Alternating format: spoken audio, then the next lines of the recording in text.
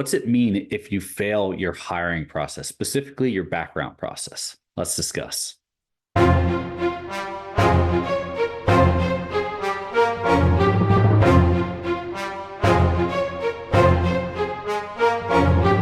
Before we get started, we have those gifts down in the description. One of them is the Getting Started Workshop. It's going to walk you through every phase of the hiring process. There's some hidden bonuses in there, and it's going to give you the knowledge you need to know what's coming your way, how to best prepare for it.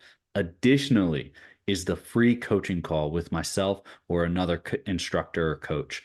Take it, use it, ask us about anything you want in regards to your hiring process, your specific questions, background, and then where your overall percentages or overall underlying factors are. Test, test, test, test, test. Before we get started, we have those gifts down in the description. First, the Getting Started Workshop is going to walk you through every phase of the hiring process, some hidden bonuses in there, everything you need to know so that you're prepared going into your hiring process. Additionally, the free coaching call with myself or another instructor. We have extended hours down there as well for you, and we can go through anything specific to your hiring process, give you the guidance you need to succeed and succeed faster. Now, what happens if you haven't succeeded, right? What happens if you went through and you failed? You failed your background process. Like, let's stick specifically to your background process here. You go through and whatever it is, you come up and they say, hey, unfortunately, we're going through your background investigation and you just do not meet the needs of this department right now. Let's clarify one of two things happens here is if you don't get selected, right? Let me back up actually.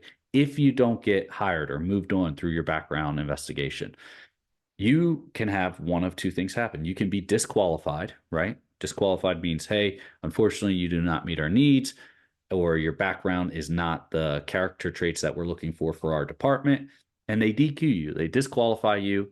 And there's something called a permanent DQ and a temporary DQ. A permanent DQ is saying, hey, you can never apply here. They'll send you a letter. You're no longer eligible for this department at any point in time. And you should always verify if this is a permanent DQ, right? Because you're going to have to list this to other departments, and you want to mitigate if you're permanently disqualified from a department. Plus, if you're permanently disqualified, you want to know why. What was so bad that a department said no, never, right? Now, very rare. It's very rare that a candidate receives a permanent disqualification. Now, you can just get disqualified and say, hey, fortunately, at this time, you're being removed from our hiring process. Your character traits or your background investigation, unfortunately, makes you ineligible at this time. And that's a disqualification. And then they'll caveat and say you are re-eligible, right? Because you're ineligible. Then you're re-eligible to apply, say, within a year, right? Or a year from now or 5 years from now. Those are temporary disqualifications and more common of what you'll wind up seeing. Usually the year mark is what you see. And that's just because the individuals, you may have something in your background that is too recent. Remember, I always say time and distance makes every hurdle smaller. If you have something that's super recent, that could disqualify you. Let's take a highway patrol, a state police highway patrol unit. If you have a ticket, a major motor vehicle ticket or moving violation within the last 6 months or 3 months, a department may temporarily DQ you. The highway patrol may say, hey, a lot of what we do is driving. We can't have individuals with recent driving infractions. You're temporarily DQ'd from this department or this hiring cycle. You're eligible to reapply in a year. That's perfectly fine. They're just saying, hey, we want you to have some more distance from this. And due to this, due to our policies and our standards or the state standards, you cannot be a law enforcement officer with this department due to this issue. Now, most of the time that is a policy, right? Because if it's a standard, a state standard, such as let's say states have a post standard, right? Police officer selection standard. And they say, hey, no one can consume marijuana within the year. Let's say that's a standard for posts to be able to go into the academy and be a certified law enforcement officer. Well, that is a standard, and then you apply and say you use marijuana within the last 9 months. The state standard can make that department say, hey, you're ineligible, you're temporarily disqualified until a year. And they don't say until this is passed. Sometimes they'll say that, hey, you need to wait until this is passed and then reapply, which is great. That's a very small disqualification. Ineligibility, you're good to go. The other one would be a standard, hey, 1 year, this is what it is. And that's what you typically see, right? So if you get disqualified, it's a temporary disqualification. Don't get too upset by it. Yes, it's not ideal. Yes, you have to report it to the next department, but you can get through it, right? Now you're in this. So let's get back to this temporary disqualification here for a second.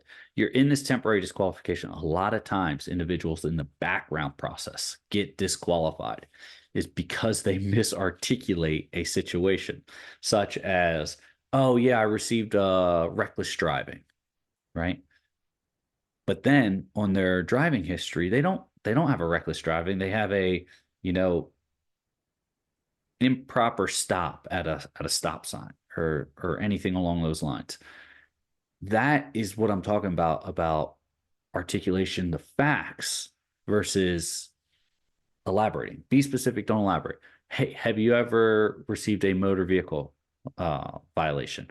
Yes, I received a motor vehicle violation, 1 year ago for not completing a proper stop at a stop sign or for failure to completely stop. That is it, right? Just because the officer walked up to you and said, "Oh, I could write you for reckless driving right now, and I could impound." No, it's not how the system works, and it's not how you're supposed to do it. Be specific, don't elaborate. Be honest. Say what the facts are. And the facts are, I received a violation notice, which I paid approximately a year ago for failure to come to a complete stop. That is it, right? When you go in and you elaborate and you're speaking with your background investigator and you're telling them, oh yeah, the officer told me he could charge me for, no, that's one, that's not helping you. And two, there's no facts besides that, besides what that officer said.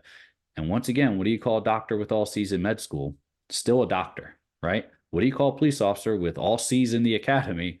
Still a police officer, right? Just because they said this doesn't mean they're 100% accurate. Doesn't mean they're not, but you don't know for a fact. And if that officer was going to charge you with reckless driving, then they would have charged you with reckless driving.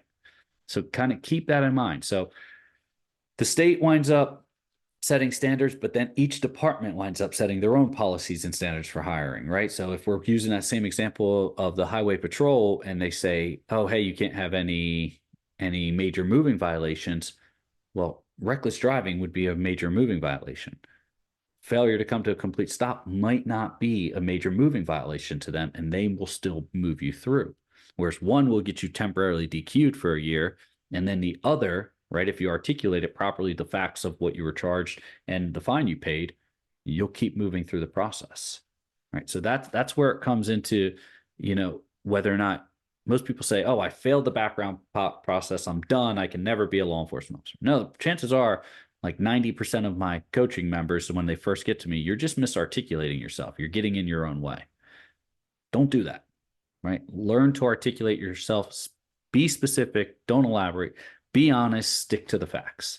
Don't try to omit or hide anything, because then you don't deserve to be a police officer, right? Anyone who's going to try and lie does not deserve to be a police officer. But stick to the facts. Be honest. Go that way. Don't elaborate. Don't start telling some story to try and mitigate what occurred. So what? This happened. You're done. You're moving forward.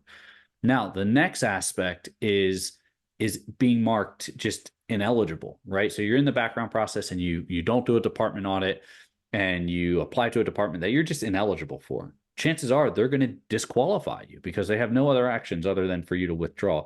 And I rarely ever tell anyone to withdraw because of it just looks bad, and then some departments might never let you reapply.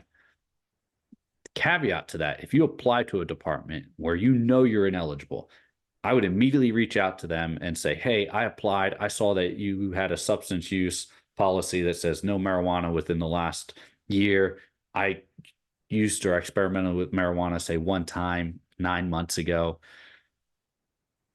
Am I ineligible? And if they say, yes, unfortunately you are, I would probably withdraw from that department rather than being disqualified, because I would hate to have to say to the next department, hey, why were you disqualified? Oh, I was disqualified due to the fact that I didn't meet their substance use requirements. No, it sounds horrendous, Hey, why did you withdraw from this department? I realized that while I do appreciate that department, that wasn't the department for me to be applying to at the time.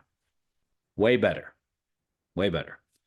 So keep that in mind. Now, going on past the disqualification and being non-selected.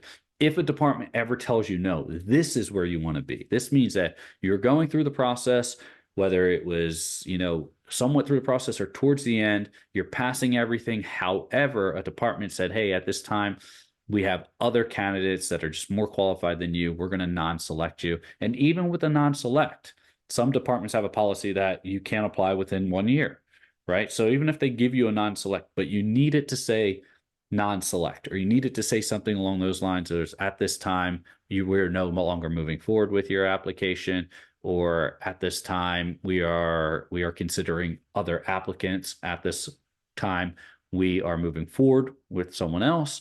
At this time, we're not selecting you due to more qualified applicants. Anything along those lines falls under a non-select. Now, sometimes background packets don't have a non-select option, right? Where you're going through and then you just have to mark other and you have to put non-selected, wasn't the most qualified applicant for that hiring cycle. But you cannot put that if that's not true. So it's always nice when the department just straight up comes out and says that. Departments don't always come out and say that. I'm sorry, it is what it is. But when you go through, you just mark it as non-select if you're non-selected. And if you have to mark other and then write non-select, you do that.